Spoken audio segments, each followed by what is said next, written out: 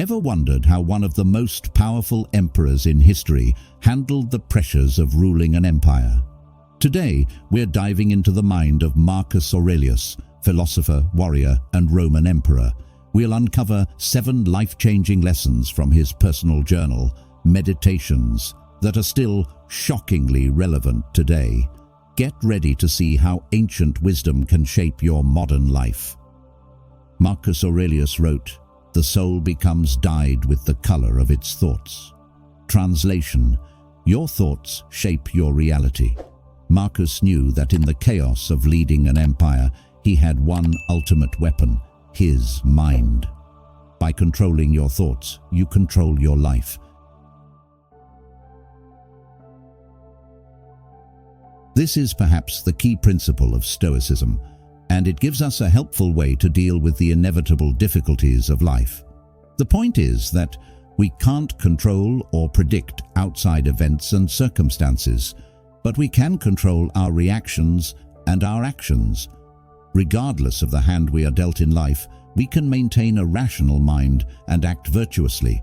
We can't control what's happening in the world, not the economy, not politics, but we can control our reaction to what's happening, and that is key.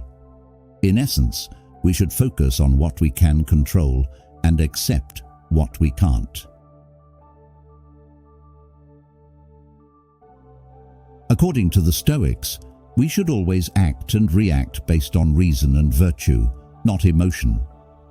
There's a common misconception that being Stoic means being an emotionless robot, but Stoicism isn't about being cold and heartless. It's about stopping and thinking rather than blindly acting or reacting because we're angry, upset, or afraid. In all of our actions and reactions, there are 4 virtues we must live by: wisdom, justice, courage, and self-discipline. Right now, this could mean thinking before criticizing other people for their actions and seeking a balanced perspective to the news. Importantly, it means not letting fear drive our actions. Stoics are renowned for their calmness in the face of adversity. How do they do this? By anticipating things going wrong so they don't get caught by surprise when a worst-case scenario does occur.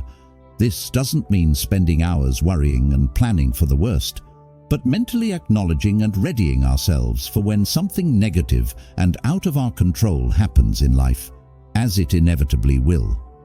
This is all about removing fear from the unknown.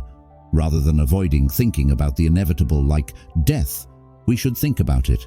This fits with the cognitive behavioral therapy and exposure therapy approach of facing our fears in a controlled way until we become bored by the thing we are anxious of.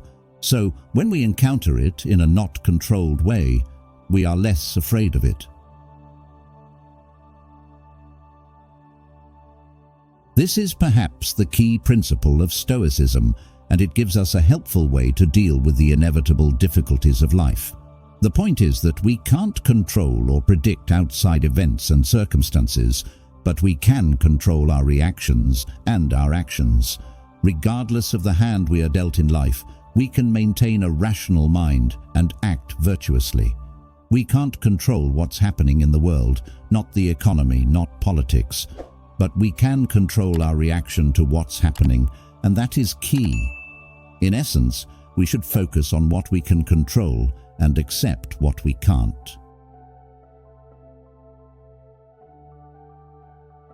Some argue that Stoicism was an early proponent of the increasingly popular mindfulness theory, which is about being fully aware of and present in each moment. However, this doesn't mean blindly living in the moment while not considering the past or the future as some people interpret it.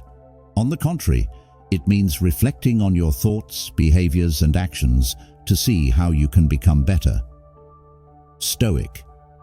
Roman Emperor Aurelius argued that those who fail to pay attention to their own thoughts and know their own minds are bound to lead an unfulfilled life, and his now famous book Meditations was actually his private journal doing exactly that. So Stoicism is about mindfully reflecting on the past to become better in the future. But be careful, Recording your thoughts to cause positive change does not mean going on a Twitter rant about popular billionaires, and doing so doesn't make you a virtuous person. However, acknowledging that the human race is struggling as a species and volunteering to help those in need does. Stoicism is about reflecting and doing good things, not just sitting back and watching others fight the good fight.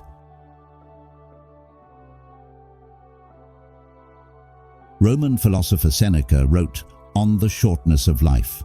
He argued that we view life as short, but that nature actually gives us sufficient time, and it's simply up to us how we spend it. Some Stoics argue that most people don't see the value of time because it's intangible, so they waste it on things that are unimportant, often tangible things such as amassing material possessions. For many Stoics, time is the most valuable thing, and this is something we often realize too late, such as when we lose a loved one and wish we'd devoted more time to them. So right now, we should refocus to value our time and spend it mindfully, intentionally, and purposefully.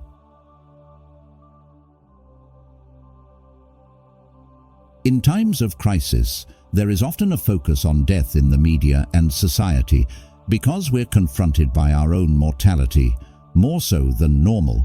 As Albert Camus' The Plague points out, we are always on the edge of the mortal coil.